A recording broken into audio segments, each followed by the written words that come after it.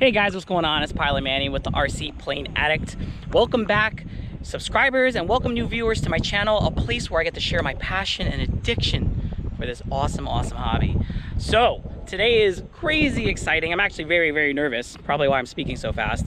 But today I get to do a maiden on the beautiful Master Series from flight test P51D Mustang.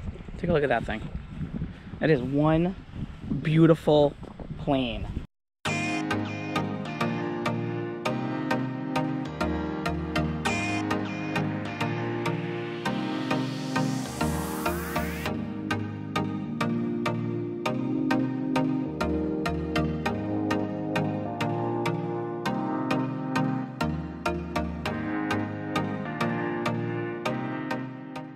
So I went with the yellow nose, black canopy, and red tail scheme. The belly has the red air scoop as well.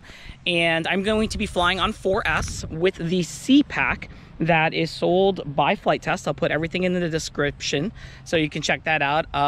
And it is going to be a 3,000 milliamp hour 4-cell, so it's a significant pack. I'm gonna put the timer on for 5 minutes for the first one just to see how she does, like flight performance and battery consumption. I'll do the math later to figure out what my timer says I should be doing. On my Corsair Master Series, which uses the same pack, I'm getting about 6.5 minutes.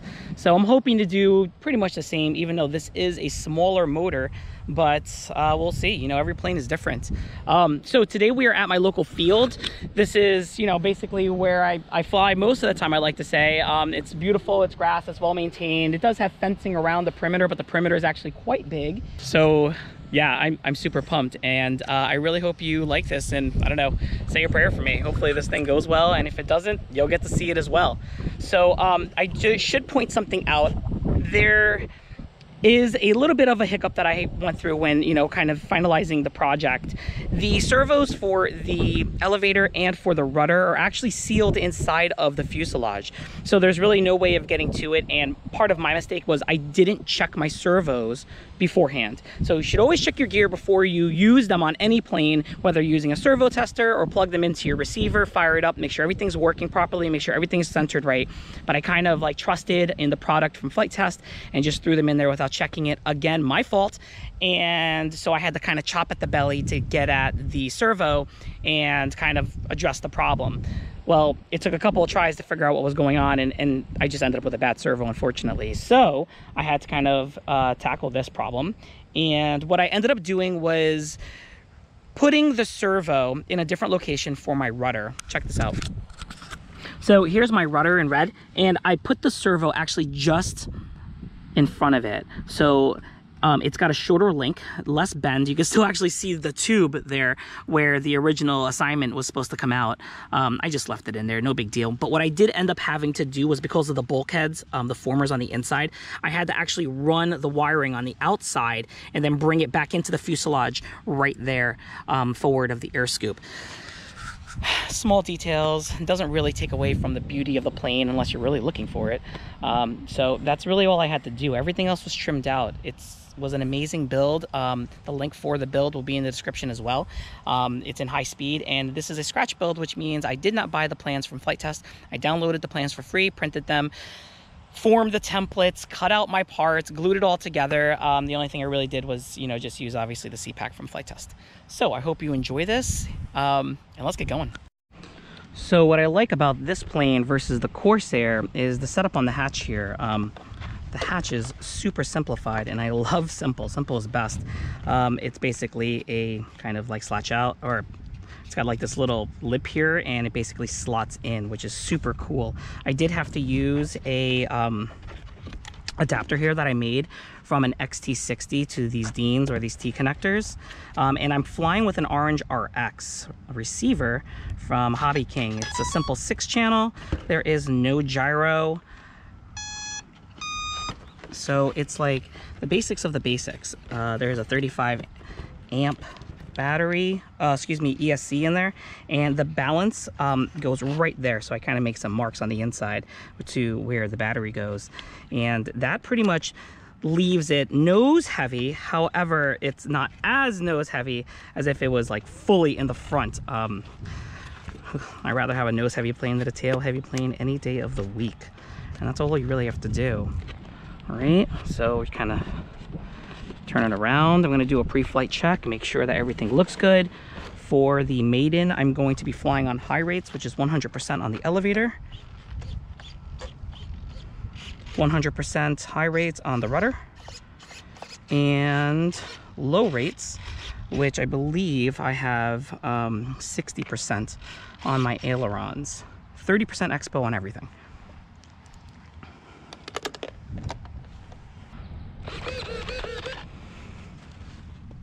All right, let's check the throttle on this bad boy. She sounds great. Now with the Corsair, excuse me, with the Spitfire, something I do have to worry about is that torque roll. She always wants to like kind of pull over to the left. So I'm really hoping I'm not gonna have to deal with that with this plane, but we'll see. I just gotta be quick on the sticks and hopefully I don't turn it into a lawn dart. Oh man, my heart is pumping. All right, so we got about 10 miles and 10 mile an hour in my face, which is good. So it's running right down the grass here. And you know what? We're going for it. We're going for it. All right, everything looks good.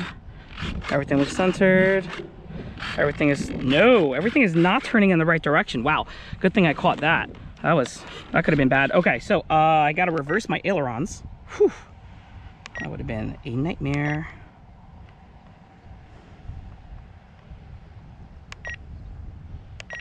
Okay, ailerons are now turning in the correct direction. Elevator is in the correct direction. And rudder is in the correct direction. I mean, that is the easiest way to crack up your plane, friends. Make sure things are turning in the correct directions. Okay. Wow, that was scary. All right. Going up, 3/4 throttle, into the wind. Woo. Okay, so heavy torque roll. Kind of winged down. It looks like I got a crinkle in my wing already. I'm just gonna kind of do a check here to see how bad the damage was. I came down pretty hard on the wing. I'm not too happy about that.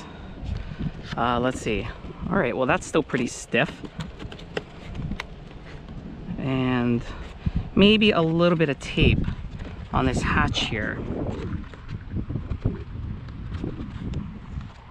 Maybe we'll do that. Whew, okay, so yeah, just like I expected, that torque roll is intense. So I went on to high rates on the elevator, and hopefully that'll help it out. I have to add a little bit of tape to that hatch. See if we can get this thing off the ground. As they say, if you do not succeed, try again. Okay, a little separation there. Doesn't look like it's too terrible. We're gonna still go with it though. I think she can handle it. Okay, kind of took a little bit of the stick out. Yeah, everything still seems to be pretty good. Just not too terribly loose there. I think she can handle it.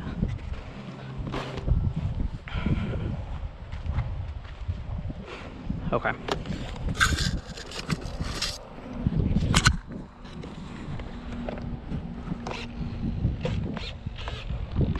Okay, ailerons are now in full. Oh, it's like a little bit of my cowling here kind of popped off. And my motor mount is loose. Okay, at this point I have to stop. If my motor mount is loose, I cannot fly my plane. At least I got to see how she reacted. All right, part 2 to be continued. All right, guys, so we are gonna give this another go. There were a few things that were not working to my benefit. One, the plane was definitely very nose heavy, and I think that once it grabbed into a stall from that torque roll, it was a done deal. Like, it was very hard to recover that. So what I did was I did slide the battery all the way to the very forward bulkhead, and it seems to balance a lot better now. Another thing that you should note with this plane, I didn't exactly use the wood sparring to spec. I just used some plywood I had running around the house, and it's obviously thicker than hobby grade plywood So maybe even the weight in the wing is adding a little bit more to the stall effect. So I went ahead and put it all back together. It's glued back together again, because that's all this really is hot glued together. But I did do something a little bit different. So on my NX8 here, I went ahead and programmed in some rudder to aileron mixing. And what this is going to do is it's going to allow me to control more or less the yaw and the pitch, well, not the pitch, the yaw and the roll, excuse me, of this plane on takeoff. And I've called it launch mode. So you could just listen for a moment. Low rates, high rates, normal mode, launch mode A. Okay, so I call it launch mode A, and as you can see when I move my stick here, which is the only stick that I'm holding because my other hand just kind of like releases the plane, when I turn my rudder, my ailerons are in tandem. So it's almost like a forced coordinated turn. And I'm hoping that with this kind of just control, I will be able to, you know, to hopefully just counter that roll to the left, which is what my motor wants to do when I, you know, throw it off into the air. And I'm sure that, you know, once she gains speed and she levels out, I'll be fine. But just some things that did happen in the crash, I did get a crinkle here from the impact. My motor mount did get loosened up, which I kind of just glued back into place. Thank God I didn't break a prop. This cowling here kind of just got whacked out of spot, and I just kind of glued it back. And lastly, I got a little crinkle here on the wing, which I'm not too crazy about, but I think once I put the decals on, it'll be fine, assuming I don't completely kill this plane. All right, so here's my field that I'm flying at, and yeah, I got a little bit of a crosswind. It's basically like right into my face here, so that may be a little bit of an issue when landing. Otherwise, takeoff will be quite easy. It'll just be like just right off into the sunset here. And it, also, I got the sun here to my side here, which kind of sucks a bit. So I guess I'm gonna be kind of flying off in this direction. And yeah, that's basically what I got going on here. So let's try to give this another Maiden part 2. And I apologize in advance if the sun is really making this video suck. I can't do anything about that. Sorry, guys. All right, here we go. Throttle cut. All right, everything seems to be in good standing here. Everything is turning in the right way, which is good. Remember, last time I kind of played this game, it wasn't turning out so well. Something here seems to be hanging up though. I'll have to adjust that later. All right. I have a feeling it has to do with my cut there. Ooh. All right, just one last check here. Throttle cut off. Ooh, don't want to do that. Throttle cut. I'm gonna just kind of double check my CG. And that looks great. She was very, very heavy before in the nose. She's pretty balanced. I also put a little Velcro here on the hatch there just to kind of hold it together.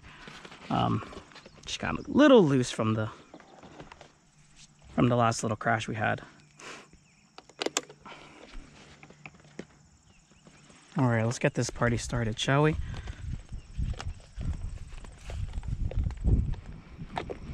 All right, so Throttle cut off. check the throttle one more time. Oh yeah, plenty. All right, I definitely have a bit of that yaw. So I'm gonna kind of just, I guess, throw it at an angle here, and hopefully she takes off all right off into the wind, and give it plenty of throttle. All right, going up. Whoa. All right, so very pitchy already.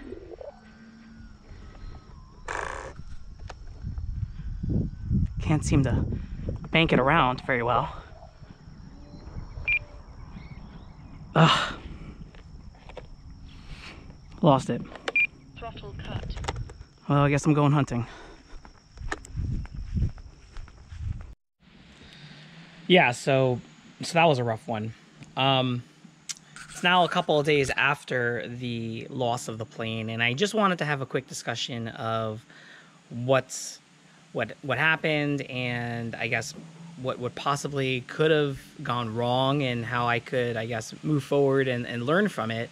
So there was a lot of torque roll in this plane. It definitely wanted to roll the plane to the left and pull the plane to the left. And I think what happened was, during the construction of the plane, the fuselage, it didn't seem to line up in a perfect straight line. There seemed to be kind of like some bend. even though I was seaming everything together. And remember, I did this as a scratch build, which means I printed everything out, you know, cut, traced. So there's a lot of room for error. And, you know, I did mention this to Overstreet during my build process, and I was like, you know, things just don't seem to be lining up exactly the way they should be. And, you know, he said, well, you know what, just keep building. Everything will line up and trim out eventually. I guess that was the proper terminology he used.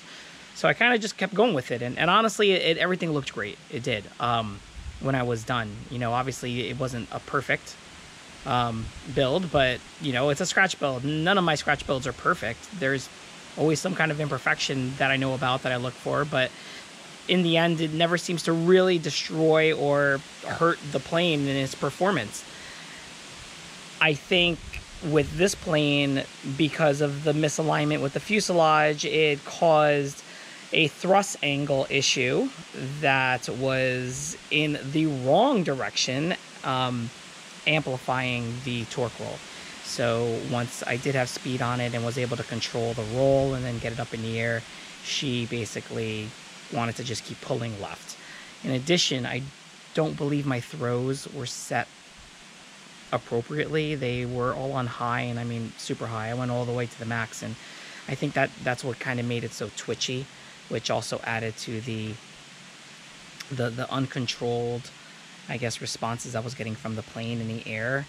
However, I just, you know, again, this doesn't happen very often. We're talking like maybe 1 out of every 20 builds that I do, I end up with a major just problem child like this. And well, anyways, the fortunate thing is I was contacted by a hunter that heard the thing go down in the area and was kind enough to kind of go out and into this thick brush where it went down and retrieve it for me. So here are some images of the plane.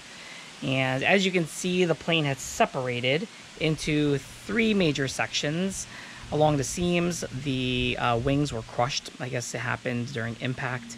And I haven't opened everything up yet to see if the spars survived, but the battery pack still had 86% left on it. And I haven't run up the servos yet to see how they did, but I did recover the motor and the ESC, and, you know, I'm really grateful for that. And thanks a lot to this guy, Jason, who found it, because I was getting ready to send it off to the great beyond as a total loss. But, you know, these are the things we learn. This is learn from, and this is part of the hobby. You know, you can't expect to have a perfect maiden and perfect flight every time. I think I'm definitely going to try this build again and see if I can improve upon lining things up when I put everything together. And I definitely want to, I guess, not finish the plane as much as I did, just to make sure that when I throw it up in the air, it flies and it's trimmed out before I put any paint on it and decals and so forth. So anyways, I hope you guys liked this video. Please give me a thumbs up if you did. Share it with your friends if, you know, they're interested in seeing a runaway maiden.